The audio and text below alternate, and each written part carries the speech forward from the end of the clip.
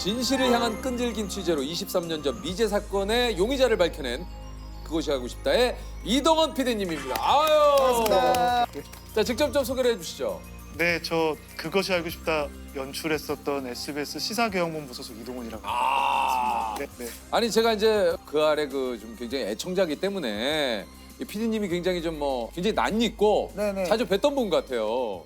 예, 늘상 이렇게 저기 뭐 전화 통화 저기 승합차에서 많이 그렇죠. 하시고. 네, 저희가 주로 차 안에서 예, 차 안에서 예. 차 안에서 승합차에서 네. 예.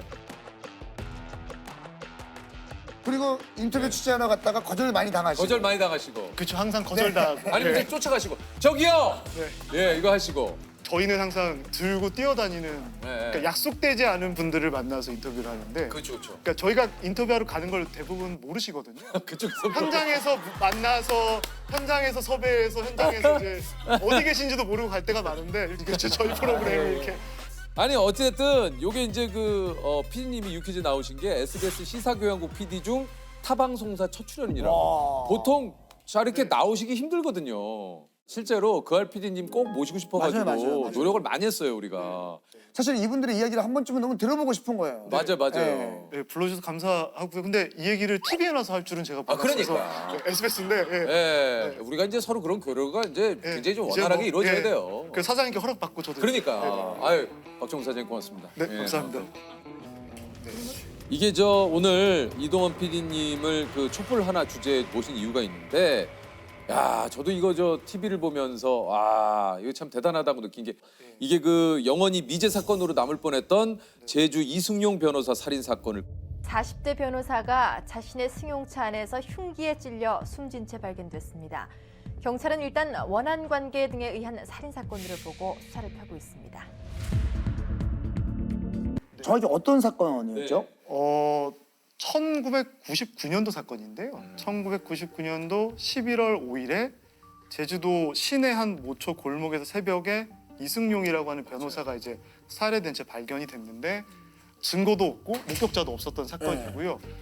유일하게 이제 얘기가 됐던 건 굉장히 특수한 흉기, 시중에 없는 맞아요. 굉장히 특수한 흉기로 흉골이라고 하는 굉장히 단단한 뼈가 있는데 그 뼈를 관통한, 그러니까 찔러서 사망하게 한 사건이었고 그래서 그때 당시에는 뭐 킬러가 했냐 뭐 어쨌냐라고 수사를 했지만 거의 제주도 시내 전체 수사 인력이 들어갔음에도 불구하고 어떠한 용의자도 없었던 사건이고요. 맞습니다.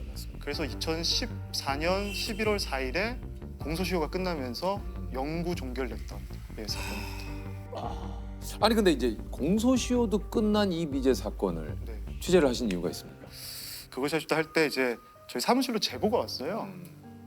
내가 이 사건에 가담했던 범인이다.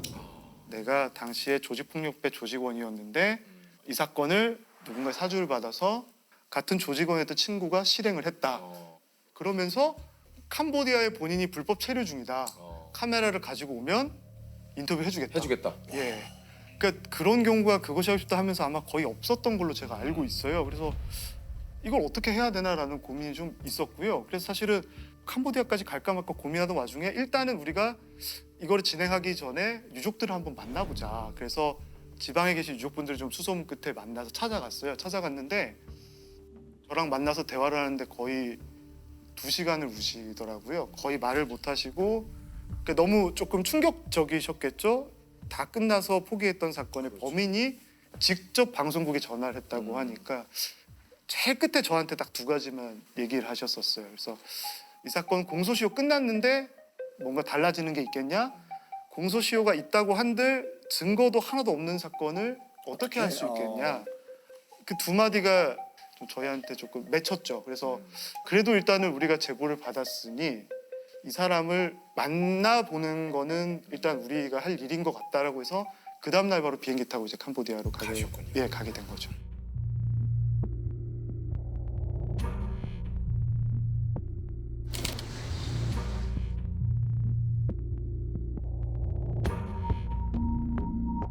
PD님 혼자 가신 겁니까? 아니면 이제 카메라 감독님은 이제 그때 계신 것 같긴 카메라 한데. 감독님 한 분하고 저하고 저 조연출하는 PD하고 3명이서 보통 운전해줄 기자니까 보통 4명? 진짜 많이 가면 5명 근데 정도. 그곳에 갔을 때 누가 어떻게 기다리고 있을지를 모르는 거잖아요. 그쵸. 그리고 처음에 정했던 장소는 그분이 정했었고 그 다음에는 혹시 우리가 그래도 조금 유리한 게 나을 것 같고 어떻게 할지 모르니까 우리가 원하는 장소에서 만났으면 좋겠다라고 했더니 이제 그분이 오셨죠. 예, 설득 끝에 오셨고 그리고 촬영하면서도 이제 상황이 어떨지 모르니까 사실은 저희가 이렇게 지금 카메라 이렇게 설치하면서도 일단 우리가 문 쪽에 좀 앉는 게 좋지 않을까라는 카메라 감독님의 의견이 왜냐하면은 네. 카메라 감독님이 의견을 주시고 저는 앞에서 인터뷰하고 본인이 뒤에 가서 문 앞에 앉으셨죠. 네, 본인이 거기 앉아 있고 여차하면 나는 나가겠다 뭐 이러셨던 것 같은데 저보고 저기 땡겨 찍을 거니까 앞에 앉으라고. 그래서 그 상태로 이제 인터뷰를 했죠. 아니 근데 이제 직접 만나 보니까 좀 어땠습니까? 살아온 과정을 다 얘기하셨어요. 거의 5시간 조금 넘게 인터뷰를 했던 것 같아요. 처음에 좀 긴가민가 하면서 들었어요. 듣다가 그때 당시 범행 때 흉기가 뭔지를 아무도 못 찾았기 때문에 네네. 흉기 얘기를 여쭤봤더니 그려주시더라고요. 어떻게 했다라고 하면서 모양을 그려주시는데 사실은 이 상처 부위가 어떤 모습이었는지 대중에 공개된 적이 없었거든요. 근데 같은 모양을 그림을 그리시더라고요. 그래서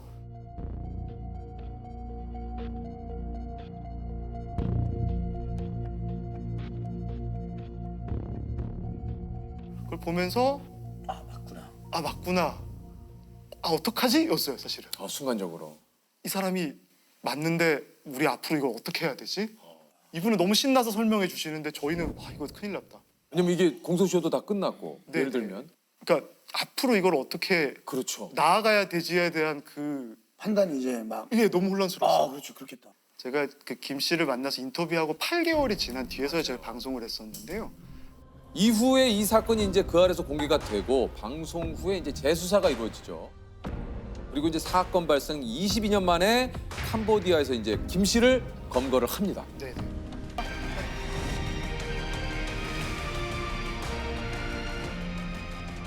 이 공소시효 만료된 사건인데 이게 어떻게 된 건지 좀 설명을 해주시죠.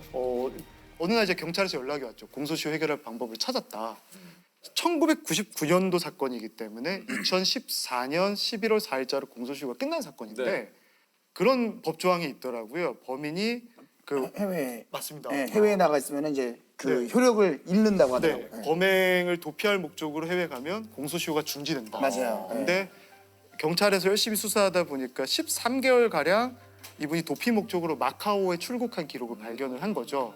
그래서 공소시효가 13개월이 밀려서 그 사이에 태완이법이라고 하는 네, 맞아요. 살인죄에 대해서는 공소시효를 폐지한다. 폐지했죠. 네. 예. 그래서 13개월 뒤로 밀리면서 이 법조항에 이 사건이 적용이 되는. 적용이 돼버렸죠. 아.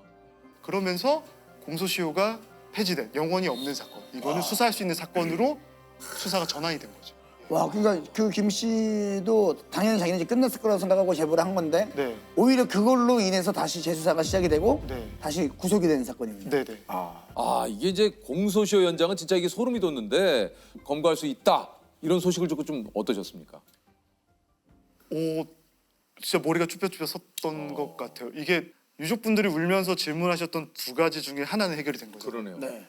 말씀드린 특이한 사건이에요. 범인이 직접 제보하는 경우도 그러니까요. 없고 재판부에서 유일하게 인정해준 증거가 저희가 캄보디아 가서 찍었던 인터뷰 영상 5시간이에요. 저희 영상이 증거가 돼서 유죄 확정이 된 사건이거든요.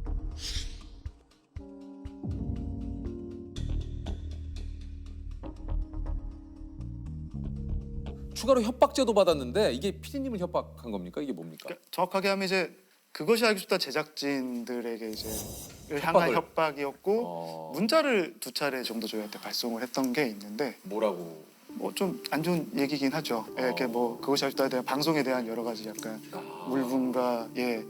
사실 늘상 그알 피디님들이 이런 좀 그 위협, 뭐 협박 이런 거에 늘 좀 많이 괜찮아요. 힘들긴 하죠. 그러니까 솔직히 힘들긴 하죠. 그럴 것 같아요. 많은 생각이 들긴 하죠. 예. 네, 그러니까 아니 이게 왜냐면은 네. 막 그런 문자 받으면 이거 예. 아주 그렇잖아요. 그러다 보니까 문자가 왔으니까 당연히 수사팀이 알렸죠. 이런 네. 이분이 현재 해외에 여전히 체류 중이면서 이런 문자를 보내고 있다라고 알려드렸는데 이제 좀 그것이 알고 싶다 팀에서 좀 협조를 해주면 이것도 수사를 해보고 싶다라고 해서 예, 처벌이 되었죠. 이게 그알 그리고 경찰, 검찰이 공조한 사건인 네. 거네요. 네네. 그러니까 이 되게 저희가 짧게 말씀드리고 있지만 3년 동안에 있었던 일입니다. 이게 모든 3년 동안 있었던 일이고 그동안 뭐 경찰로 따지면 저희 담당했던 뭐 김승환 형사님이나 김덕수 형사님이 계시고 검사는 이완우 검사님, 전철호 검사님도 계신데 다들 정말 애를 많이 쓰셨죠. 그렇게 또 애쓰신 덕분에 이렇게 미제 네, 사건이 또 해결이 진짜. 된 거 아니겠습니까? 네. 요게 그 마지막 대법원 판결은 언제? 아마 내년 2월에 내년 2월에 이제 최종 선고가 나는군요. 네네. 더 밝혀져서 모든 게 명확하게 밝혀져서 유족분들의 마음에 좀 한을 풀었으면 좋겠다. 그래서 여전히 뭐 제주경찰청 미제수사팀은 누군가 전화 오기를 기다리고 있군요. 여전히 기다리고 있습니다. 뭐 배우를 알든 내용을 조금이라도 아시는 분들이 분명히 있을 겁니다. 그래서 그분들이 용기를 내서 경찰청이든 검찰청이든 그것이 알고 싶다든 어디든 꼭 제보를 해주셨으면, 그래서 유족분과 피해자분의 한이 풀렸으면 하는 네, 진심으로. 꼭 바람이 있습니다. 이 사건을 취재하면서 남물남답이란 피디님 별명이 생겼다고 그래요? 이게 무슨 남물남답? 제가 방송 중에 이제 인터뷰하다가 아. 남자답게 물어보면 남자답게 답을 아이고 제 입으로 말하기가 정말 이게 아 이거 방송에 나왔어. 아 이거 방송에 나왔어. 아 봤다.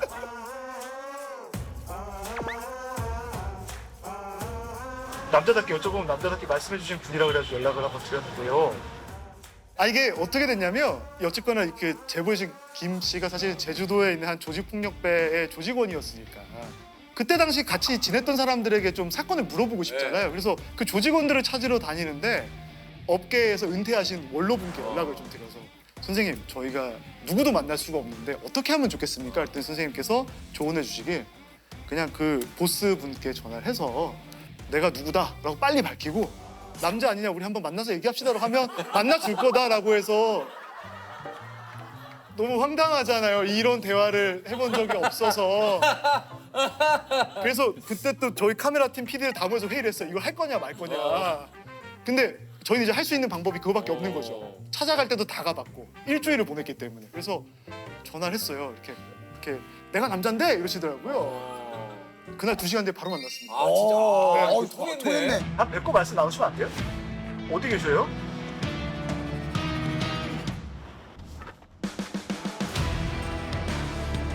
그래서 근데 실제 진짜 만나서 정말 아. 인터뷰도 하고 큰 도움 받았죠 사실. 아니 우리 PD 이동훈 PD님이 전국의 그 조직 폭력배 분들을 다 만나보셨다고요? 그래요? 나쁜 일이 있는 곳을 저희가 항상 가다 보니까 나쁜 일과 관련된 분들에 관한 정보를 또 얻으려면 그 업계에 계신 분들을 만나봐야죠. 만나야 돼요. 그래서 다니다 보니까 뭐 이렇게 뭐 부산 쪽에 뭐 칠성파라든지 뭐 김서방파 뭐 북문파, 남문파, 역전파, 뭐 그랜드파, 목포 오거리파, 뭐 이렇게 제주도 쪽도 유탁 산지 뭐 이렇게 해서 이렇게 뵙게 됐죠. 근데 이제 알고 뵐 때도 있고 다 도와주시고 나중에 얘기하실 때 나 사실은 칠성에 누군데 도움 더 필요하면 얘기해라 뭐 이렇게 하시면 그때부터 연락 못 하죠. 그때부터 알고 나면 이제 그쵸 이제 좀 약간 이런 분들을 만날 때는 약간 고민할 때가 좀 있는데 무섭진 않으셨습니까? 무섭죠. 그러니까 사실 저는 월급쟁이거든요. 네. SNS 월급쟁이다 보니까 너무 좀 떨리거나 힘든 일을 할 때는 하기 싫을 때 있죠. 있죠. 그러면 있죠. 그래. 회사 가서 취재 안 됐다. 없더라. 그럴 수 똑똑했는데 없더라. 그리고 똑똑도 일부러 한 번만 할 때 있어요. 2번 하면 나오는데 저도 힘드니까 또 빨리 퇴근하고 싶고 집에도 가고 싶고 또 그러니까 나올까봐 오히려 네. 나올까봐 걱정돼. 나오면 또 그때부터 저희 퇴근 시간을 그분들이 정해주시는 거잖아요. 그렇죠. 똑똑했는데 들어오라 그러면 이제 뭐 사과 깎아주고 그럼 고민하거든요. 오늘은 집에 못 가는구나. 집에 내일 가야 되나 출장 끊어야 되나 고민하는 때가 있는데 꼭 그럴 때마다 이렇게 귀신같이 문자가 와요. 이렇게 이번 달 대출 납입이 언제다 이렇게 문자가 정말 귀신같이 오는데 일을 적극적으로 할 수밖에 없는 그런. 아니 그 PD 3년을 하시면서 가장 기억에 남는 사건이 있다면 어떤 게 좀 있을까요? 저에게는 아마 정인이 사건, 제가 그 사건을 담당했었는데, 네. 진짜. 너무 가슴이 아픈. 네. 네.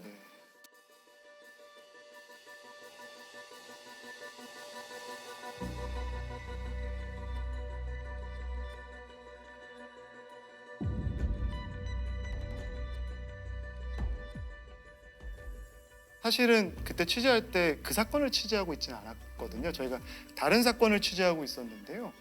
다른 사건 취재를 위해서 인터뷰하는 분들을 뵐 때마다 시작하기 전에 저희한테 꼭 그 아기 입양 아동 사건은 안 하세요라고 갈 때마다 여쭤보시는 거예요. 그래서 이상하다. 왜 매일매일 이 사건 얘기를 듣지?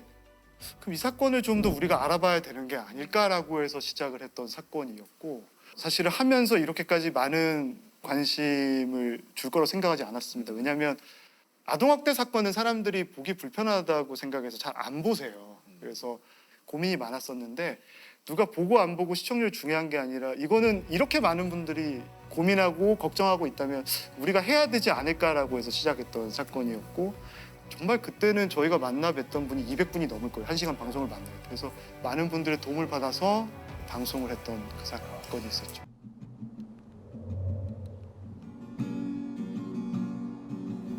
하얗게 눈이 오는, 그러니까 정인이 묘지는 제가 마음이 아프고 항상 갈 때마다 눈이 와요. 저희가 갈 때마다 예보에 없는 폭설이 내리는데, 첫 방송 끝나고 저희가 갔더니 정말 많은 분들이 줄을 서서 정인이 묘지에 와 계시고, 합창하시는 분들이 봉사하겠다 거기서 노래를 불러주고, 누가 시킨 것도 아니고 모두가 애도하는 마음으로 왔어요 하는데, 여러 가지 감정들이 들어서 그날 돌아오는 차 안에서 저희끼리 좀 많이 훌쩍였던 것 같아요. 각자 서로 대화를 하지 않았지만.